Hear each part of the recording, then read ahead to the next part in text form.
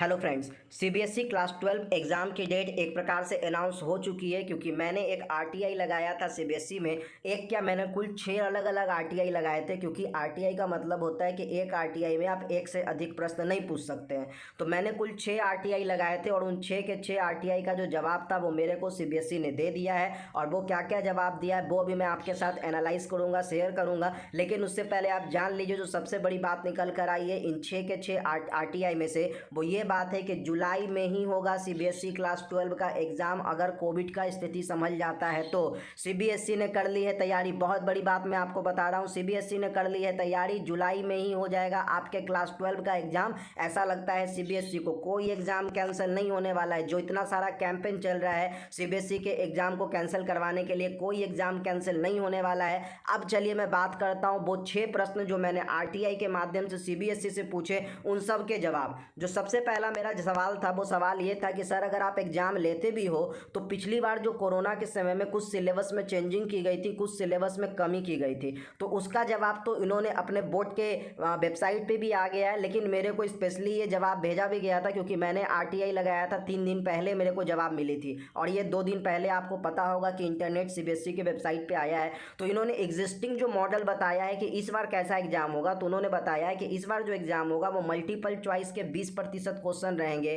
Case study based जो question होंगे वो 10% होंगे और शॉर्ट आंसर और लॉन्ग आंसर टर्म जो क्वेश्चन होंगे वो बचे हुए 70% क्वेश्चन होंगे। ये तो आप लोग खुद से भी पढ़ लीजिए, समझ लीजिए। मैं दूसरी जो आरटीआई लगाई थी मैं उसकी सीधी बात कर लेता हूँ। मैंने दूसरी आरटीआई में यही सीधा सवाल पूछा था कि एग्ज़ाम कब होगा, कब तक एग्ज़ाम पॉसिबल डेट क्या है। तो उन्होंने स्पष्ट तौर पर बताया कि एग्ज़ाम का जो पॉसिबल डेट है वो डेट है जुलाई के एंड से पहले, मतलब जुलाई मिड तक एग्ज़ाम कंडक्ट करवा ली जाएगी। उन्होंने स्पष्ट तौर पे बताया है। तो मैंने तीसरा एक सवाल उनसे पूछा था, उस पर भी अब आते हैं। मैंने तीसरा सवाल ये पूछा था कि अगर एग्ज़ाम में देर होती है तो हमारा जो बहुत सारा अन्य प्रकार का जैसे क्लैट, आईपीएम और एनडीए टाइप का जो पेपर छूट जाएगा उसकी रिस्पॉन्सिबिलिटी कौन लेता है। क्योंकि बहुत सारे एग्ज़ाम ऐसे हैं जो आप इंटर पास करने के बाद ही दे सकते हैं।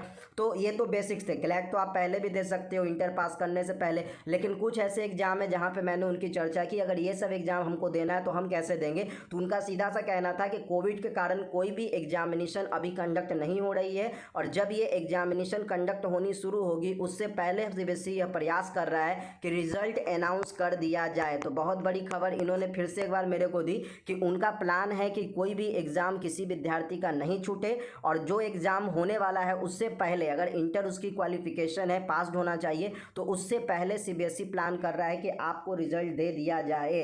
चौथी बात जो मैंने सीबीएसई से पूछी थी वो ये पूछी थी कि अगर एग्ज़ाम ले रहे हैं तो एग्ज़ाम में तो डिले होने वाला है, इस डिले में तो हमारा सेशन डिले हो जाएगा। तो इसके लिए सीबीएसई ने हमें जवाब दिया है, सीबीएसई ने आरटीआई में जवाब दिया कि कोई सेशन डिले नहीं होने वाला है। सेशन डिले इसलिए नहीं होने वाला है क्योंकि जितने भी राज्य हैं वहाँ भी एग्जामिनेशन अभी तक पोस्टपोन है, वहाँ भी कोई डेट नहीं आई है। चाहे वो यूपी बोर्ड हो, चाहे वो एमपी बोर्ड हो, चाहे वो राजस्थान बोर्ड हो, कई सारे ऐसे बोर्डों का उन्होंने चर्चा किया है, बताया है उन्होंने कि वहाँ पर भी एग्जाम नहीं हुई है कोविड आउटब्रेक के कारण। तो ऐसे में वहाँ किसी भी यूनिवर्सिटी में जब एडमिशन ही नहीं हो रहा है तो आपका सेशन डिले कैसे हो जाएगा। स्पष्ट तौर पे उन्होंने बताया है कि जब किसी भी यूनिवर्सिटी में डिले ही नहीं, एडमिशन ही नहीं हो रहा है तो आपका सेशन डिले कैसे होगा। इन्होंने इस बात का भी मेंशन इसी आरटीआई में किया है कि पिछली बार मतलब 2020 में क्या हुआ था, कोविड के कारण जो सेशन रखा गया था वो सेशन कर दिया गया था। पहले जुलाई का सेशन हुआ करता था, जून जुलाई का।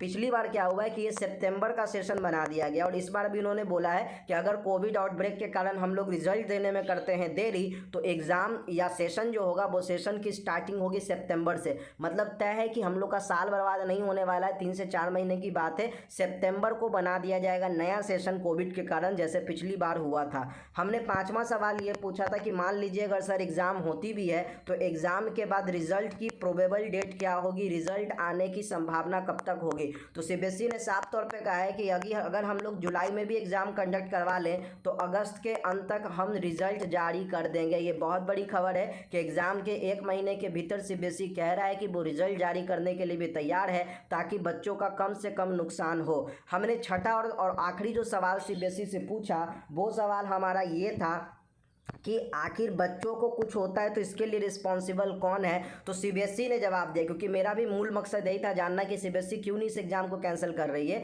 तो मैंने पूछा कि आखिर अगर बच्चों को कुछ होता है तो सीबीएसई इसके लिए क्या जिम्मेदार है। तो सीबीएसई ने कहा कि एग्जामिनेशन जो होगी उसके पहले स्कूलों में मॉक ड्रिल किया जाएगा। मॉक ड्रिल से क्या होने वाला है कि लोगों को अंदाज़ा मिल जाएगा कि कैसे एग्ज़ाम के दिन भीड़ को कंट्रोल करना है, कैसे एग्ज़ाम के दिन बेहतर मैनेजमेंट करना है, ताकि बच्चे किसी भी सूरत हाल में कोविड पॉजिटिव ना हो जाएं। तो सीबीएसई ने साफ तौर पे बताया कि हम मॉक ड्रिल करेंगे, हम अच्छी व्यवस्था करेंगे जिससे किसी भी बच्चे को कोविड-19 पॉजिटिव होने का कोई डर नहीं होगा और वो आराम से आकर एग्जामिनेशन दे पाएंगे। तो मित्रों, ये कुल 6 आरटीआई के प्रश्न थे जो मैंने सीबीएसई से पूछे और उनका जवाब उन्होंने मुझे दिया है। मैंने आपके साथ शेयर कर दी और आगे भी कुछ अगर ऐसी जानकारी होगी तो मैं निश्चित रूप से आपके साथ शेयर करूंगा। अभी फिलहाल हमारे पास है इतना ही कंटेंट। मिलते हैं आगे। धन्यवाद। Thank you friends. थैंक